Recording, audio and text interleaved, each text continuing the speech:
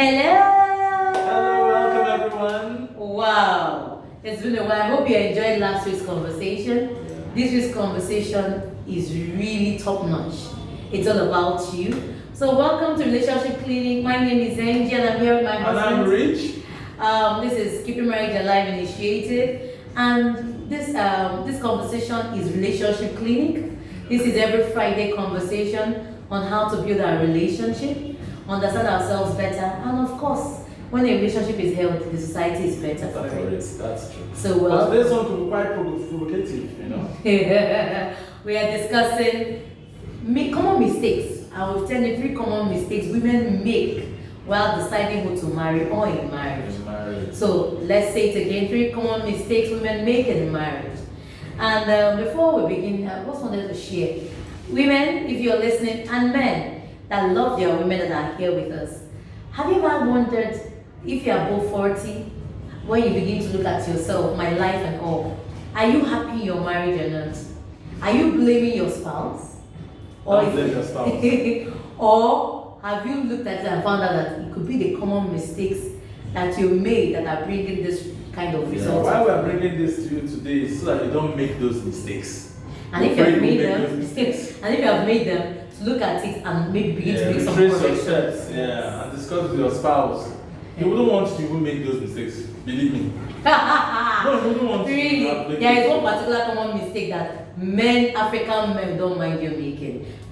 Yes, and we'll go through it. That's number 2 common mistake. Okay. So hold them. Okay, so welcome again to today's conversation. Remember that this Keeping Marriage Alive initiative is our YouTube channel. Our Facebook and Instagram is Keeping Marriage Alive.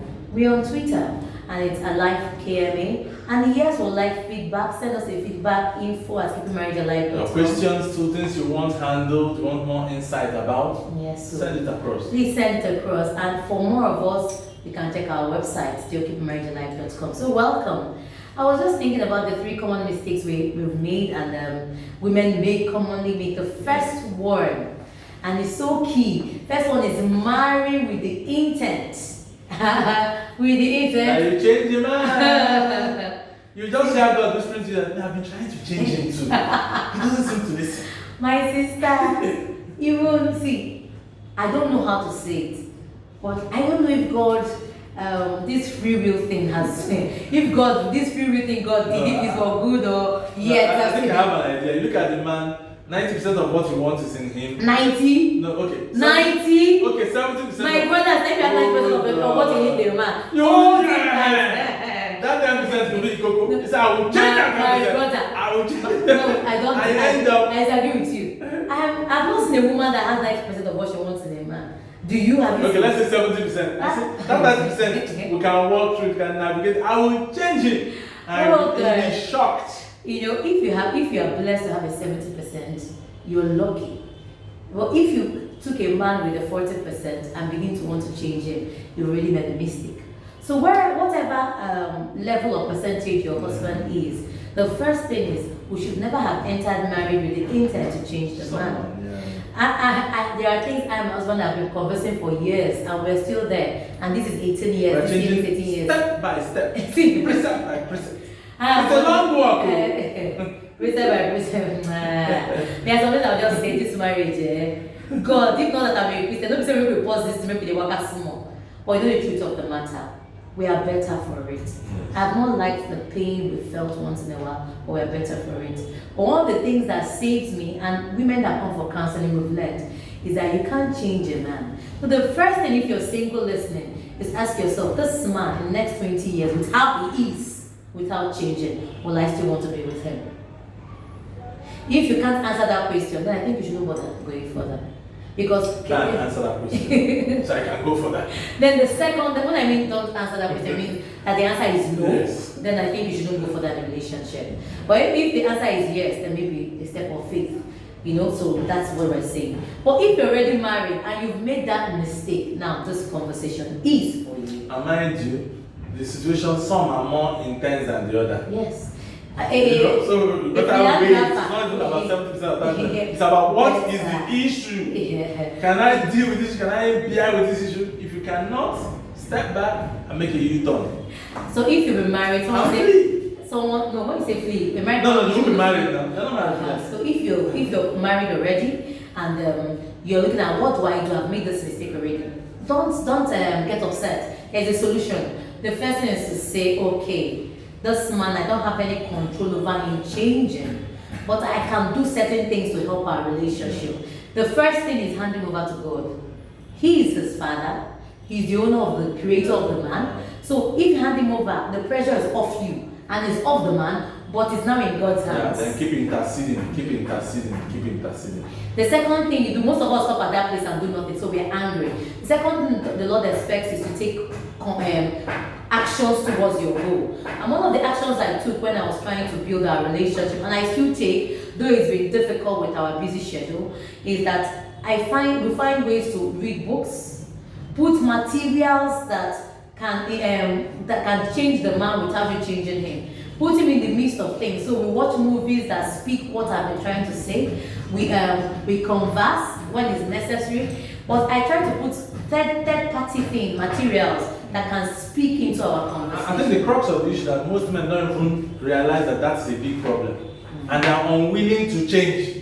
So imagine trying to change someone that's unwilling to change. It's going to be very almost impossible. So you have to get him to acknowledge that that thing is not good, and I'm going to be willing to work on it. That's why you're going to do the third party stuff, the watching of movie, reading books. So when he sees that, so this thing is bad, and he now begins to awake towards that, willing to work. That was why we created couples hangouts. Yes. Because when you come to a place where men and women are expressing their ideas, you see yourself that this is a common problem, and if they can work on it, I can work on it. Encourage you to work on it. So anytime you can ask us, chat us up, DM for us to tell you the next couples hangouts and which state is holding. You can be part of it.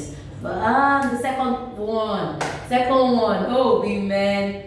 I actually started like that till I realized that I was angry with him, but he didn't force me to make my choices. I don't know about the second common mistake is stopping or pausing your life for the marriage or for your spouse and even for the children. I mean, what do you have to say about that? Yes, you could pause it temporarily, and that's with discussion. At times you say, on your own, you just decide and pause it. The man doesn't even know. He doesn't know the sacrifice you are doing.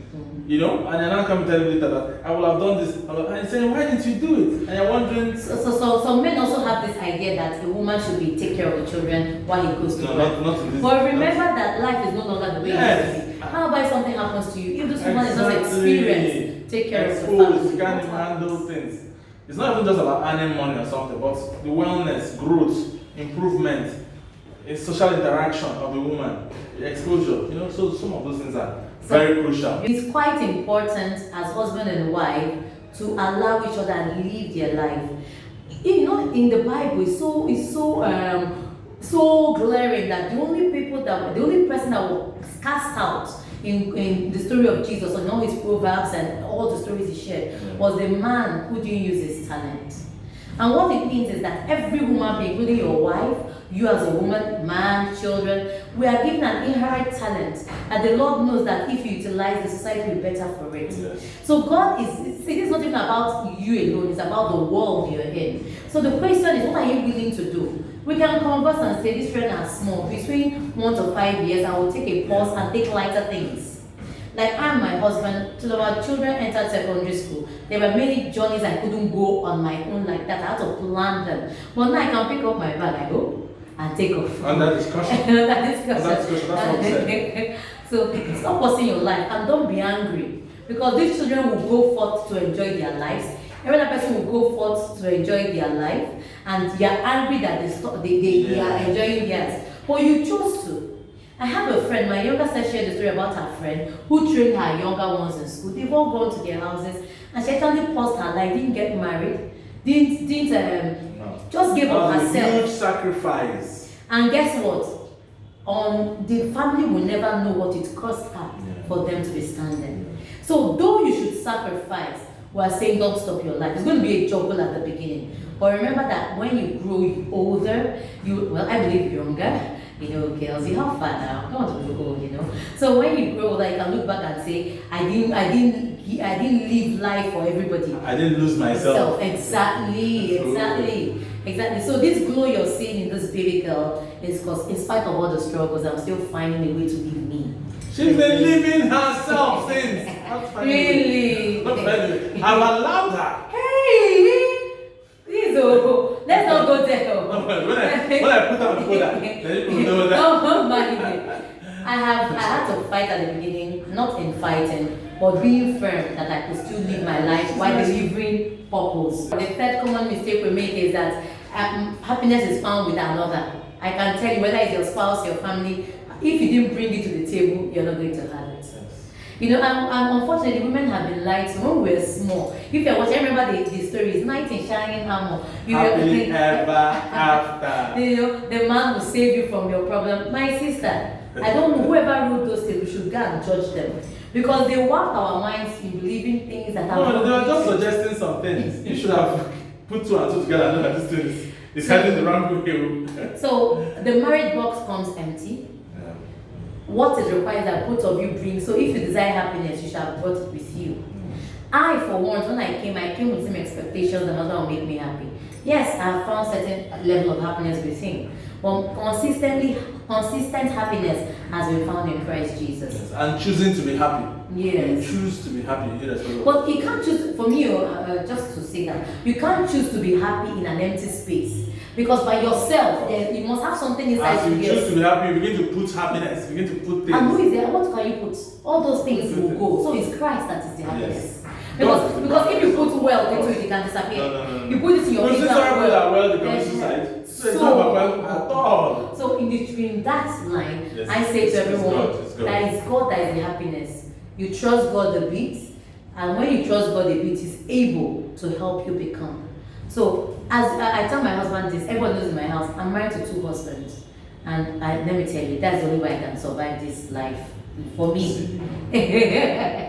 I'm married to one is God. When my husband falls short, I know that there is one who loves me unconditionally. So my happiness is not moved by things around my life. And of course I'm married to him. And I bring that joy into the family because I have a stable one who keeps me stable, and that's God Himself. So I hope these 3 common mistakes, you really enjoy them. Yeah, think about them, don't get into them, and walk through them if you're already in them. Exactly. Remember that next week there's a part 2, the 3 common mistakes men make in their marriage.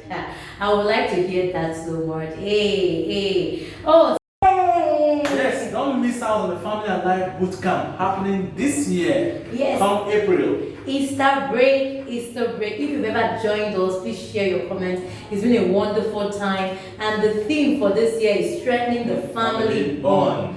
We need you to be there. Don't let someone tell you the story. It's an eye-opener, it's a healing process. And of course, the value of family is, I remember that young boy that shared his testimony. Though he has gone on vacations with his parents, he said this is a real vacation he went now. Because his parents were able to relate with him, they were able to share things together. So don't miss it, DM us, you can call and get your family size and of course pay and be there. It's in Ibadan, we are painting Ibadan red. Thank you so much. Remember, we believe in your marriage. And these common mistakes, there's always a solution as we have shared. Go work on it. It's better to avoid them. But if you have not, go work on it. Take care. Oh dear. Wow. Don't forget, ladies, this is for you. Woman and Marriage Quarterly Hangout is here. Lagos, we're hanging out, girls. We're hanging out. It's tomorrow, 3 p.m. Yes, tomorrow is Saturday, 3 p.m. Don't miss this, ladies, especially if you live around Festa, Karamowo, or anywhere in Lagos. Just drive down. Let's relax for the next 3 hours. Or chat, gist, share things. Can't wait to see you. Tomorrow is our day. Okay, look at the flyer. It's a Pentagram, First Avenue. Don't miss it. You can call +234 7088 765212. Make it a date. And guess what? You eat according to your budget. You can decide to drink. Pay as you eat. You can take a drink. You can eat to your full. It's your choice.